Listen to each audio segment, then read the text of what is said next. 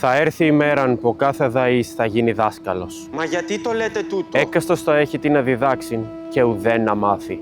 Και αυτό θα ονομάζεται περιεχόμενον. Μισό λεπτό, δάσκαλε. Τι έγινε? Μα πες μας, τι εννοείς? Καλά, θα δείξω. iPhone. Και ειδού 3 υπερφυσικές ασκήσεις για να γίνουν οι ώμοι σου κανόνια. Μην ξοδεύσεις τον οβολόν σου στο νέο iPhone. Στην Ανατολή γεννήθηκε θαύμα ναυαρχίδα με 85 MP, 4 ημέρες μπαταρία και φως έως 1000 ήλι στο τέταρτον της τιμής. Σας έχω τον καλύτερον τρόπο να ψήσετε του Άγιο σας άκρο ζουμερών εντός οικίας. Σταμάτα ό,τι πράττεις. Επένδυσε τους κόπους σου ορθώς. Νυν δε, με τη το μικρό 4 πάντα είναι πανεύκολο. Θέλεις να κερδίσεις καρδία ανεκκίνης? Υπάρχουν 3 απλά βήματα. Πρώτον, εδώ η σοφία μου σταματά.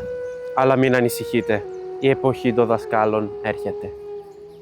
Ξανάρχεται ο δάσκαλος. Δάσκαλε. Μπερδεύτηκα.